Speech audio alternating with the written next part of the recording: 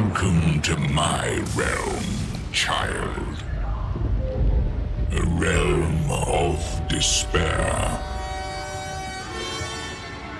A realm of dread.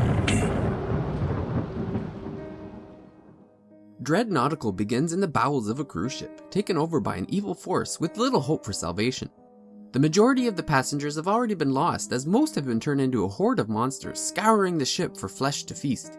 Only a handful of survivors remain, trying to avoid death, whether it be at the hands of a thrall, or due to the dwindling number of supplies. The only hope for survival is to contact the outside world for assistance. Unfortunately, the only means of calling for help is the ship's foghorn, and its activation triggers a reaction that causes the survivors to lose consciousness and awaken back in the hold, doomed to repeat the Groundhog Day from hell. The adventure begins with an explanation of the current situation from a survivor named Jed in the safety of the cargo hold. He explains that supplies are running out and someone needs to travel to the decks above on the lookout for food, weapons, and a means of contacting the outside world for help. Each of the main characters have different abilities and perks, which certainly helps with replayability. Whether you prefer to fight your enemies up close and personal, from a safe distance, or if you prefer safety in numbers by recruiting the remaining survivors, each hero provides a unique bonus to gameplay. The gameplay comes across as a turn-based tactical RPG with a roguelike feel to each level.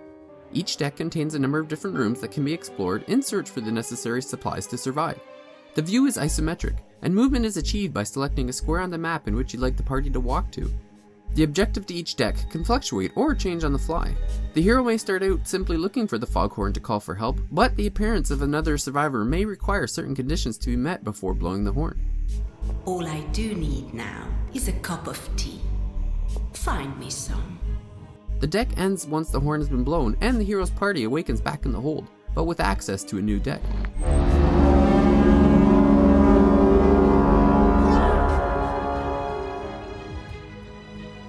It wouldn't be a ship from hell if there weren't monsters roaming around looking for the next meal. In rooms with an enemy, the gameplay switches to turn-based combat, which is determined by each character's action points. Any action has a cost, whether it be movement or combat. Each weapon also has an amount of action points required to use it. Smaller weapons such as a pipe or broken bottle may only require 1 or 2 points, but larger weapons like spiked bats or golf clubs require 3. The hero begins the turn, and once their party has exhausted all of the available moves, it's the monster's turn to try to take a chunk of flesh. The combat in Dread Nautical is really fun and requires a good deal of strategy the further you get into the game. New enemy types are introduced fairly regularly and become progressively harder to take down as each new deck is unlocked.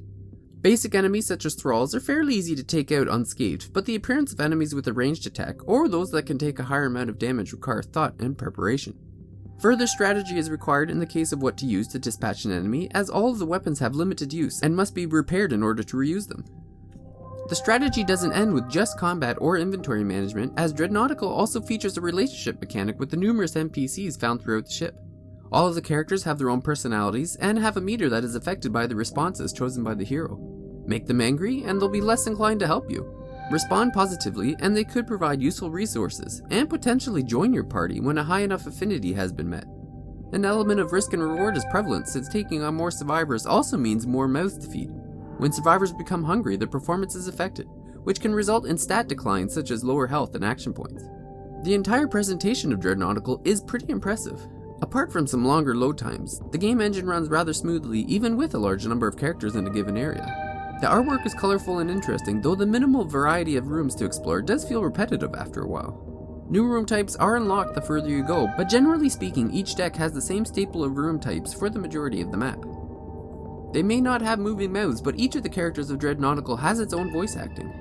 All I wanted was to have fun, to brighten the lives I touched before moving on. Most of the characters follow a predictable archetype, whether it's a Scottish sea captain or a Japanese member of the Yakuza, but the voice acting is done well enough to overcome these tropes and provide genuinely interesting dialogue. The indie scene on Switch in 2020 has been pretty hit or miss so far, with no clear standards as of yet. With its engaging story and enjoyable combat mechanics, Dread Nautical has the potential to make a splash on the Nintendo handheld. Even after making it through the demonic ship, there's enough variety and a strong enough combat system to encourage multiple playthroughs.